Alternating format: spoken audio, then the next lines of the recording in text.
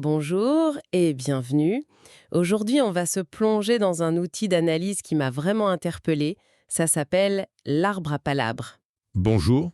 Les sources qu'on a là sous les yeux, c'est une présentation visuelle, d'ailleurs très bien faite, qui nous explique le concept. Et elle l'illustre avec une étude de cas assez marquante. Oui, Notre but aujourd'hui, c'est de comprendre ensemble comment cette méthode, qui vient d'une tradition très ancienne, peut prendre une situation de crise au travail mhm, et la transformer en occasion d'apprendre, grâce à l'intelligence collective. c'est exactement ça. Et il faut tout de suite préciser, je pense, que ce n'est pas juste une technique de réunion à la mode. Non, ce n'est pas un simple brainstorming. Pas du tout. C'est un cadre, presque un rituel en fait, qui est pensé pour des métiers très humains, comme le travail social. On s'inspire d'une vraie institution de régulation sociale. On est loin, très loin de la discussion de café. C'est ça qui est fascinant. On croit que nos méthodes de management modernes ont tout inventé, et là on se tourne vers une tradition pour régler des problèmes très actuels. Tout à fait. Alors, pour bien comprendre l'adaptation, il faut commencer par l'original.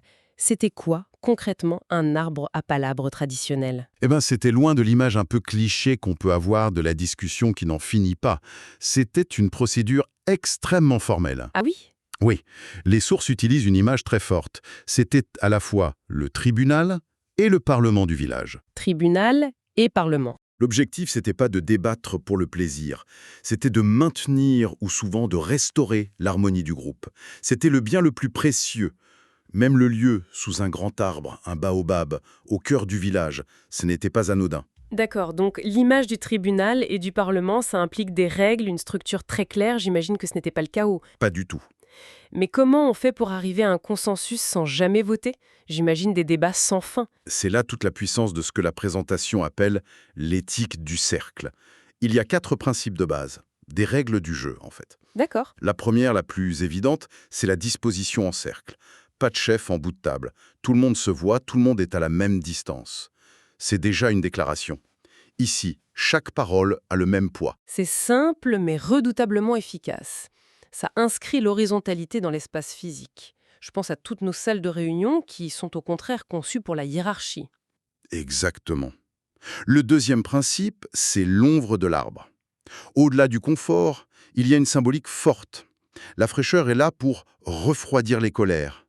L'arbre crée un espace neutre qui invite au calme. On ne résout rien à chaud. Jamais. Le troisième principe, il est fondamental. La parole est sacrée. Qu'est-ce que ça veut dire, sacré? Ça veut dire 2 choses. D'abord, on ne coupe pas la parole. Jamais. Et surtout, chaque intervention doit être constructive. Le but, c'est pas de blesser, d'humilier ou de marquer des points. La bienveillance, c'est la condition de base. Ce principe de parole sacrée. Je connais quelques comités de direction qui pourraient s'en inspirer. On est d'accord. C'est un vrai changement par rapport à notre culture du débat où il faut avoir le dernier mot. Et donc, le dernier pilier, c'est ce fameux consensus. Oui, et c'est le plus contre-intuitif pour nous. On ne vote pas. Le vote, ça crée un gagnant et un perdant. Une majorité, une minorité. Voilà. Ici, le but, c'est de polir la pierre, tous ensemble, jusqu'à ce qu'il en sorte une vérité collective. On part du principe que la solution, la vraie, elle n'est pas dans un camp ou dans l'autre. Elle est ailleurs, et on ne peut l'atteindre que par l'écoute. Ça peut prendre du temps, bien sûr, mais à la fin, la décision est portée par tout le monde. D'accord, le cadre traditionnel est posé et il est puissant. On comprend que ce n'est pas juste s'asseoir pour discuter. Non. Alors, le tour de force, c'est de transposer ça dans un outil d'analyse moderne. Et c'est là que la métaphore de l'arbre devient la colonne vertébrale de toute la méthode. C'est ça. Le schéma sur la diapositive est très clair là-dessus. La méthode garde la structure symbolique de l'arbre pour guider la pensée, en 3 étapes. On commence par le bas. Oui, on commence par les racines. Les racines, c'est le passé. C'est là qu'on ancre la situation. On ne parle que des faits, du contexte, de l'histoire. C'est le socle objectif. Le factuel, rien que le factuel. Exactement. Ensuite, on remonte le long du tronc. Le présent. Le tronc, c'est le présent.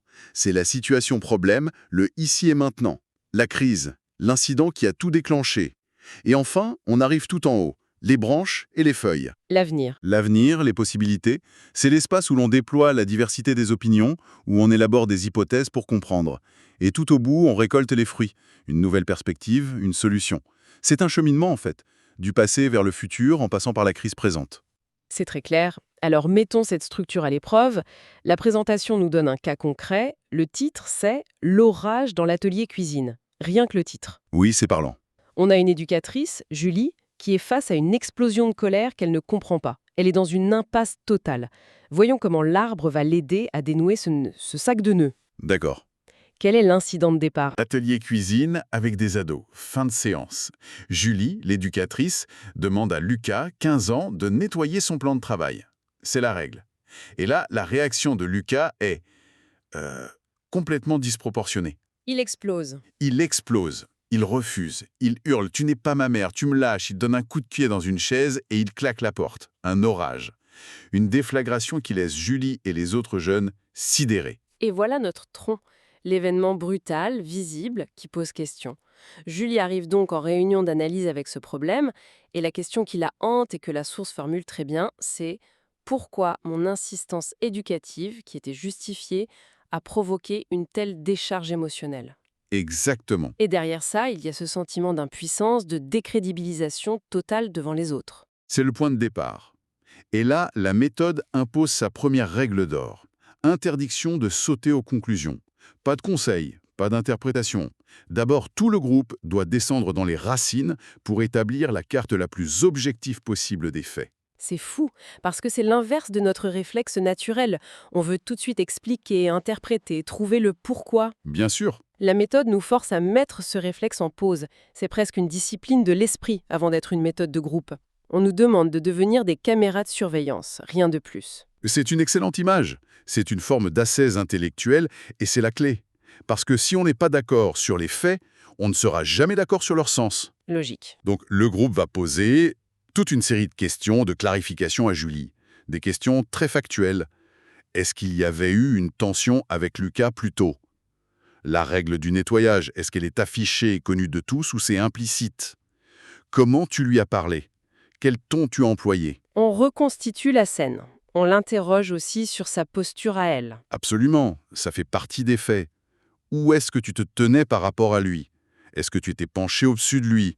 On va même objectiver son ressenti sans l'analyser. Quand il a crié « Tu n'es pas ma mère », qu'est-ce que tu as ressenti, physiquement? Une boule au ventre, le visage qui chauffe. On ne cherche pas à savoir pourquoi, on constate. Voilà. On dresse la scène de crime factuelle, partagée par tout le monde. D'accord. On a donc cette cartographie des faits purs et durs. Et c'est seulement quand tout le monde est d'accord sur cette base qu'on peut enfin jouer les détectives et imaginer des mobiles dans les branches. C'est là que le collectif libère toute sa puissance, j'imagine. C'est le moment de l'effervescence intellectuelle, oui. On entre dans la phase des branches, celle des hypothèses de compréhension. Le principe, c'est d'ouvrir au maximum le champ des possibles, de générer plusieurs lectures, sans en privilégier une. D'accord. La première hypothèse que le groupe explore, c'est l'hypothèse relationnelle. Le grand classique, j'imagine. Le grand classique, mais il faut le formuler. On est en plein conflit d'adolescence. Lucas a ce besoin vital d'autonomie et l'insistance de Julie, même si elle est légitime, est peut-être perçue comme un contrôle maternel insupportable. Le « tu n'es pas mère » serait à prendre au pied de la lettre, en somme. Exactement, une affirmation brutale de son désir de ne plus être traité comme un enfant. C'est une lecture. Mais le groupe ne s'arrête pas là. Quelle est la deuxième piste? La deuxième est plus subtile. C'est ce qu'on appelle l'hypothèse du miroir. La question c'est, est-ce que la demande de Julie, faite devant les autres, a provoqué un sentiment de honte chez Lucas? Ah, Peut-être qu'il s'est senti incapable, infantilisé, humilié devant ses pairs.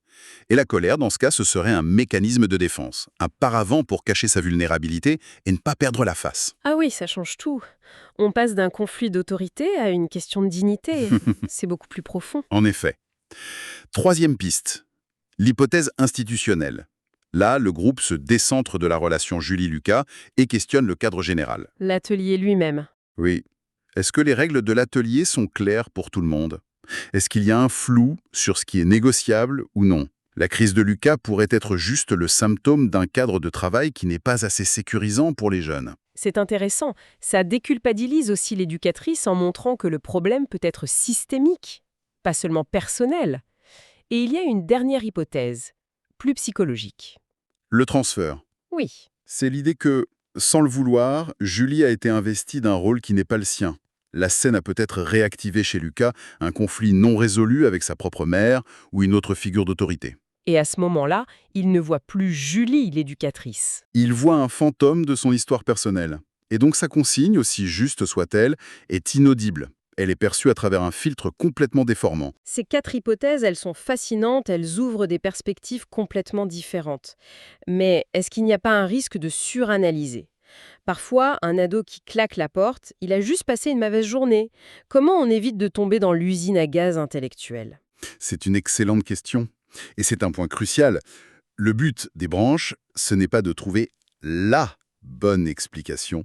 Le groupe ne prétend pas savoir ce qui s'est passé dans la tête de Lucas. Ce n'est pas un diagnostic. Non, le but est tout autre.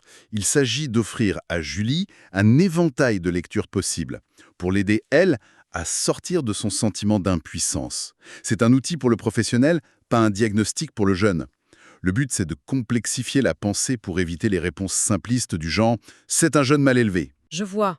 L'objectif, c'est pas la vérité, c'est l'ouverture. On a donc nos 4 branches, nos 4 éclairages. Comment ça se termine, ça va? Qu'est-ce que Julie fait de tout ça? On arrive à la cime de l'arbre, au feuillage. C'est la phase finale, celle de la résonance. Le groupe a fait son travail de miroir, maintenant le silence se fait, et on se tourne vers Julie. Et on lui demande simplement, parmi tout ce qui a été dit, qu'est-ce qui résonne en vous? Qu'est-ce qui vous parle le plus? Il ne s'agit pas de valider une hypothèse, mais de voir laquelle fait écho. Et pour Julie, quelle est l'hypothèse qui fait tilt? C'est l'hypothèse du miroir, celle de la honte devant les pairs. En entendant cette possibilité, quelque chose s'éclaire pour elle. Un aha moment. C'est ça. La source cite sa prise de conscience qui est très forte. J'ai insisté pour le cadre, mais j'ai oublié de préserver sa face. Elle réalise qu'en se focalisant sur la règle, elle a peut-être, sans le vouloir, attaqué la personne, ou du moins son image sociale dans le groupe. C'est exactement ça. Elle comprend que son intervention, bien que fondée sur le plan éducatif, a été vécue comme une mise en cause publique. Et ça, pour un ado en pleine construction, ça peut être insupportable. Et cette nouvelle compréhension, ce n'est pas juste de l'analyse, ça débouche sur du concret. Elle repart avec une nouvelle stratégie pour la suite. Oui, c'est le but ultime. Sa résolution, c'est que la prochaine fois, dans une situation similaire, elle changera de tactique. Elle adoptera une approche plus discrète, peut-être en parlant aux jeunes à l'écart, ou en différant sa demande pour qu'ils puissent le faire sans se sentir jugés publiquement. Elle n'abandonne pas le cadre. Elle a juste sa manière de le faire respecter. Voilà. Ce qui est frappant, c'est que la solution n'est pas venue d'un expert qui aurait dit « Voilà, Julie, tu as eu tort, voilà ce qu'il fallait faire ». La prise de conscience a émergé d'elle-même, nourrie par les perspectives de ses collègues. Tout à fait. Le collectif n'a pas donné la réponse, il a créé les conditions pour que la réponse puisse naître. Tu mets le doigt sur le cœur de la méthode. La compréhension, elle naît de cette discipline. L'écoute patiente des racines, les faits, et le déploiement généreux des branches, les hypothèses. L'arbre permet ce passage de la réaction émotionnelle brute L'échec de Julie, à une relecture professionnelle, apaisée et constructive. Elle ne repart pas blessée, elle repart avec un nouvel outil. en résumé, l'arbre à palabre, c'est bien plus qu'une technique de résolution de problèmes. C'est une sorte d'architecture de conversation qui utilise l'intelligence collective pour métaboliser une expérience difficile et la transformer en savoir. Tout à fait. Et pour boucler la boucle avec la tradition, le processus ne vise pas seulement à trouver une issue pratique. Il vise aussi à restaurer une forme d'harmonie. L'harmonie chez la professionnelle. Oui, qui retrouve sa capacité d'analyse et son pouvoir d'agir. Et potentiellement l'harmonie dans la relation avec le jeune, parce que la situation est maintenant comprise avec plus de finesse, plus d'empathie. Ce qui amène à se poser une question qui dépasse le cadre du travail social finalement. Combien de malentendus, de conflits qui s'enveniment dans nos bureaux ou même dans nos familles pourraient être désamorcés, et compris tout autrement, si au lieu de réagir à chaud à l'explosion dans le train, on prenait collectivement le temps de s'asseoir à l'ombre pour examiner calmement les racines du problème.